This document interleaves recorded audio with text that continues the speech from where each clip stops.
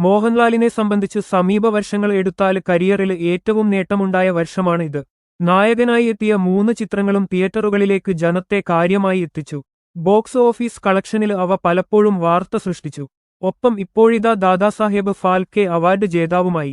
എമ്പുരാന്, തുടരും എന്നിവയ്ക്ക് പിന്നാലെ ഈ വർഷമെത്തിയ മോഹൻലാല് ചിത്രമായിരുന്നു ഹൃദയപൂർവ്വം.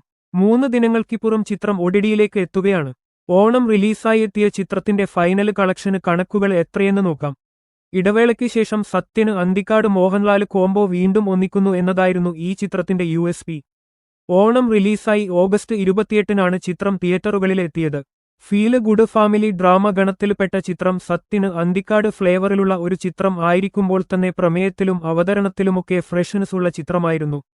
മോഹൻലാലിന്റെ ഒരു ഫീല് ഗുഡ് ചിത്രം കുറച്ചു കാലത്തിനു ശേഷവുമാണ് പ്രേക്ഷകരിലേക്ക് എത്തുന്നത്. അതിന്റെ ഗുണം ചിത്രത്തിനുമുണ്ടായി.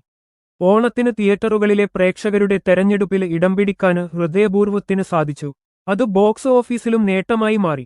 പ്രമുഖ ട്രാക്കർമാരായ സാക്നിൽഗിന്റെ കണക്ക് പ്രകാരം ചിത്രം ഇന്ത്യയിൽ നിന്ന് നേടിയ നെറ്റ് കളക്ഷന് 39.67 കോടിയാണ്. ഗ്രോസ് 46.19 കോടിയും. അതേസമയം ആഗോള ബോക്സ് ഓഫീസിൽ നിന്ന് ചിത്രം ഇതിനകം 75 കോടി ക്ലബ്ബിൽ ഇടം പിടിച്ചിട്ടുണ്ട്.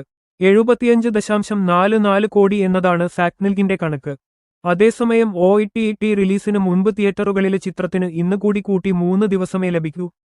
പ്രമുഖ പ്ലാറ്റ്ഫോമായ ജിയോ ഹോട്ട്സ്റ്റാറിലൂടെ 26-നാണ് ചിത്രത്തിന്റെ സ്ട്രീമിംഗ് ആരംഭിക്കുക. ആശീർവാദ് സിനിമാസിന്റെ ബാനറിൽ ആന്റണി പെരുമ്പാവൂർ നിർമ്മിക്കുന്ന ചിത്രത്തില് മാളവിക മോഹനനും സംഗീത് പ്രതാപും സംഗീതയും പ്രധാന കഥാപാത്രങ്ങളെ അവതരിപ്പിക്കുന്നുണ്ട്. ഇടവേളയ്ക്ക് ശേഷമാണ് ഒരു സത്യന് അന്തിക്കാട് സിനിമയുടെ ചിത്രീകരണം കേരളത്തിന് പുറത്ത് നടക്കുന്നത്. പൂനെയാണ് ചിത്രത്തിന്റെ പ്രധാന കഥാപശ്ചാത്തലം. സിദ്ദിഖ്, ബാബുരാജ്, സബിത ആനന്ദ് എന്നിവരും ഈ ചിത്രത്തിലെ പ്രധാന താരങ്ങളാണ്.